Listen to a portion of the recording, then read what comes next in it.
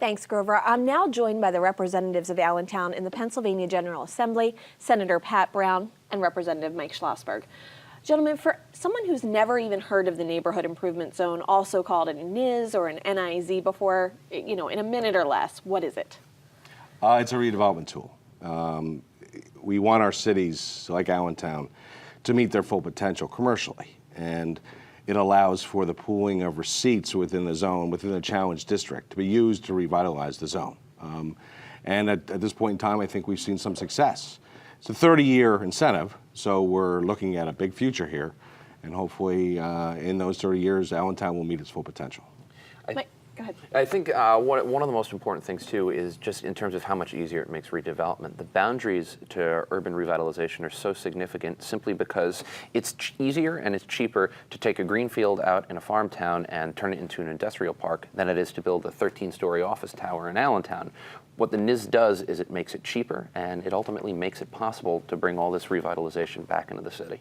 Senator Brown, how does it work?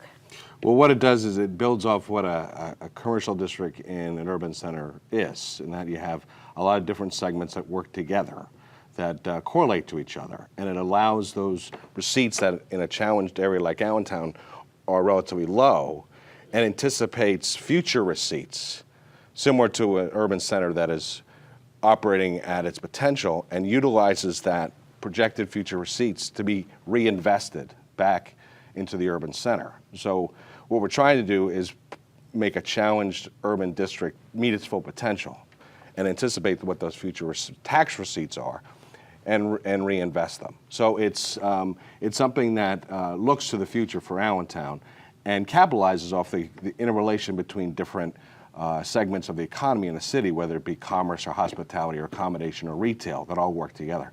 And hopefully it'll lead to the maximization of those investments going forward. Now, it has been controversial. Representative Schlossberg, what is it actually allowed to happen in Allentown? Well, you take a look downtown and you look at the job creation and the new buildings that are going in, and it's simply remarkable. Right now, I think we're at a couple of thousand jobs. By the end of the development, we'll be at 3,500 to 4,000 new jobs, and this is in a region that typically, during the course of the Great Recession, has had an unemployment level that's above the state average and that's above the national average. And something that I know Pat and I care deeply about is the school district. At the end of the day, we can't just depend on the state for state dollars. We have to increase our local revenue share, and what the NIZ will ultimately do is help generate that money that can be reinvested in the school district and help make it great once again. You brought up jobs. Senator Brown, what kind of jobs are we looking at? Well, it's going to be a mix of jobs. Like I said, an urban center is a mix of different business segments, like commercial, hospitality,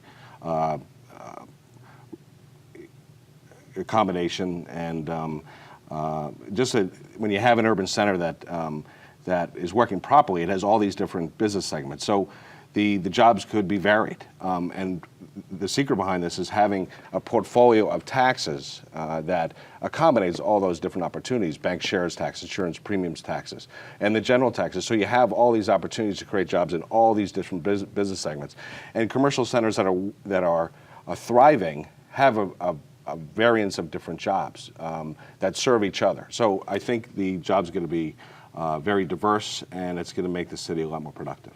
How can other cities now utilize this tool?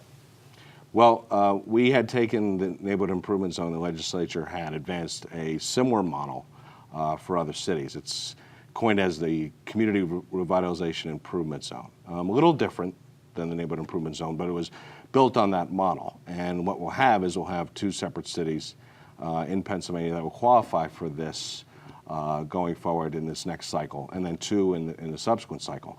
Hopefully using the same types of opportunities that Allentown has had. But one of our challenges in Pennsylvania is Pennsylvania's third-class cities, a lot of them are really challenged. And if we can look to this model to help rebuild those cities as well, I think we've done a lot more than just for Allentown, but for the whole state. Who are some of the cities that are looking into this? There are, I want to say, 8 or 9 cities that qualify. 9 cities that qualify right now. I know that locally here we have Bethlehem is very heavily competing for it. Certainly hopeful they're successful. Lancaster and York are also 2 that are up there. Other qualifying ones really run the gamut in the state. You have Reading, you have Erie. Harrisburg doesn't qualify because of their financial situation. Scranton doesn't qualify because they're technically a 2A class city as opposed to a 3rd class city. But it runs the gamut throughout the state. And locally, again, we're still in a position where the region can benefit. Again, first Allentown, now hopefully Bethlehem too.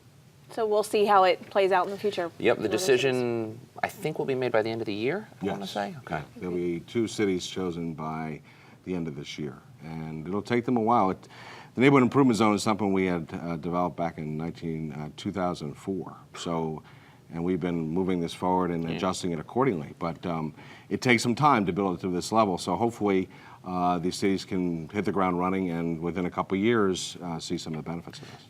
One of the important things about this project too is this isn't, public dollars being thrown at a distressed city. All the work that you're ultimately seeing, the government isn't the one that's actually building the buildings. Those are private sector developers, and those aren't just opportunistic people. These are people like J.B. Riley or like Dunn Twigger that have been here for years and now see an opportunity to really expand on their investment.